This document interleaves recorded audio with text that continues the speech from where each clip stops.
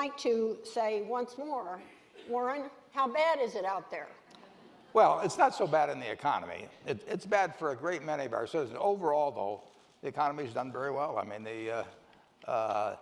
it's been a slow recovery, but it was a extreme wound that the economy had received, like none in my lifetime. So it's not totally surprising that it's taken us a while to come back. But ever since the fall of 2009, the recovery has come back steadily. It hasn't accelerated, but it hasn't flattened out either. And that's the way it is now. And you know, even 2% a year growth, if the population grows 1%, that means in a generation, people are living on average 20% better than the generation before.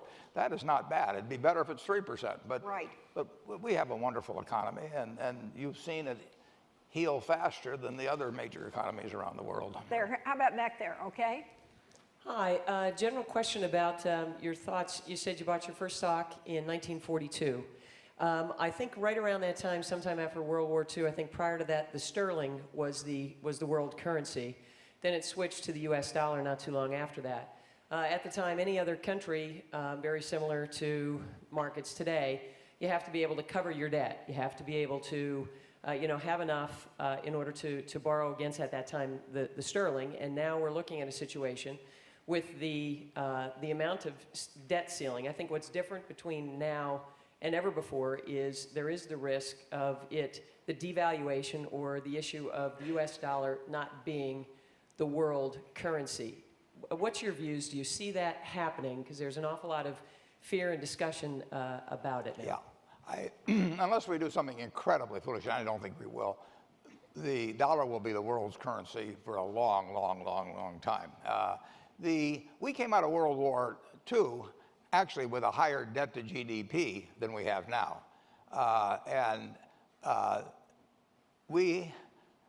All of our debt is printed in our own currency. I mean, that's the key. And then the question is, do you abuse that in some way so that the currency declines in value at a rapid rate?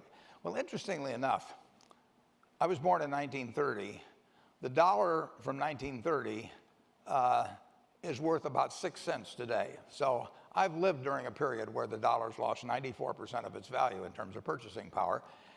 And yet at the same time, in real terms, the GDP of the country per capita has gone up 6 for 1. So we've had 6 for 1. Just think of that, one person's lifetime. We went centuries in the world where the gains were in nothing in a century or a few percent, and 6 for 1 in one person's lifetime. At the same time, our currency has decreased, you know,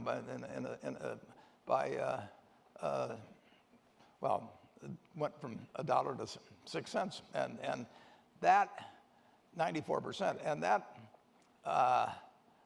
despite all of that, we are the world's reserve currency, and people are willing to lend us money for nothing, virtually, currently in large sums, and I do not see that changing unless we do something incredibly foolish. Now, we have to stabilize the debt as a percentage of GDP, which means we can have debt increase by 2 to 3% a year if GDP grows 2 to 3% a year. And I think that's a very realistic possibility. We can't keep having debt grow at a faster rate than GDP, although it can go on for a long time, and it has gone on for a long time. Our country, you know, the people think it's falling apart. I think that's not remotely the case. I was just on a program this morning with Sarah Blakely and Fred Smith. I mean, here are two people, you know, that it took something very common, you know, the Postal Service and airplanes or something, and they saw needs and they filled them, and they're thinking of new things to do tomorrow. I mean, the secret sauce in America, you know, is basically, you know, the people in this room and the fact that you're all trying to make your life better tomorrow, and you'll come up with ways to do it. So the country works, and it may get gummed up somewhat by Washington sometimes, but it won't get ruined. Another question. Hi, I'm Melody Hobson. So okay. I want to do a follow-up question to the first question about the currency issue. A lot of that is coming from rhetoric from China that the global economy should be de-Americanized and internationalized is the word that is being used. And I was in China last week where a Chinese official called this the century of the Pacific. that the last century was the century of the Atlantic, which was the US and Western Europe, and this century is the century of the Pacific. I wonder what you think about China, their growing influence, them being our largest debt holder, et cetera, and what the long-term prospects are for the emerging markets. Yeah, well, your friend sounds to me more like an ad man than an economist, but China is going to be enormously important, and they should be. I mean, it will be an economic powerhouse, but so will the United States be. And what is important is that the two countries largely learn to live together. I mean, we are going to both be superpowers, and we've got a lot of common interests, and we've got some things we differ on, and that'll always be the case. But the thing to remember is overwhelmingly we should figure out how to get along. But the United States will be the superpower of the world for a very, very, very long time. China will be gaining in importance for a very, very, very long time, but they start from a lower base. They also have a whole lot more people, so that at some point in aggregate, they're going to catch us in GDP. In terms of GDP per capita, I wouldn't want to bet on that one.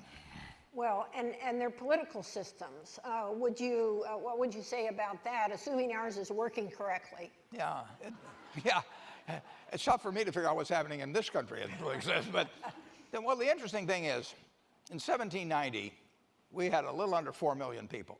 China had 300 million people. They had similar resources. They had similar climate. They worked just as hard. They were just as smart. And in the next 200 years, we had 25% of the world's GDP, starting with these 4 million people, and they didn't really go anyplace. And then in the last 40 or 50 years, they have just galloped forward. And so they are starting to unleash human potential in China the same way we've been unleashing human potential since 1776. And I'm all for that. We should much prefer to have a prosperous China than a China that has problems. I mean, if you postulate two worlds, one in which we're an island of prosperity, 315 million people, and the rest of the world is sitting there envious of, that, or postulate something where the rest of the world is growing even faster than we are, but we're also benefiting. I mean, just choose which world you want, and then think about which world you want if the other guy's got some nuclear weapons and happens to be envious of you. I mean, it is in our interest that the rest of the world does well, and in particular China. Okay. Barbara Novick with BlackRock. First of all, I love your enthusiasm and your optimism. Have you given any thought to retirement planning and the longevity problem? Not for yourself, Throw her out, but throw her out. facing the country. And what should we as a society be doing to help people who are clearly going to live a lot longer? Yeah, I'm 83 and I'm having more fun than I've ever had in my life. So the main thing to do is to be involved with something you love. I mean, I tell the students that, and something. I tell them to take the job you'd take if you were already independently rich. Well, that's what I've got, and we are going to have a problem in this country. We're not going to have a problem in terms of turning out more and more stuff. I mean, the market system works marvelously in turning out things people want. I mean, it's the marvel of the world, and it'll continue to be. I mean, look at what just Apple's done in recent years. The market system works on turning out stuff. The more specialized it becomes, the more people it will leave behind in terms of getting the bounty of that, unfortunately. And frankly, that's where government has to come in. We have gone in 1982. The Forbes 400, I apologize for using the term here, but the Forbes 400 had 90 billion of net worth. They had 2 trillion 20 billion this year, over 20 times as much. All-time record. The people in this room overwhelmingly are doing better than they were 5 years ago.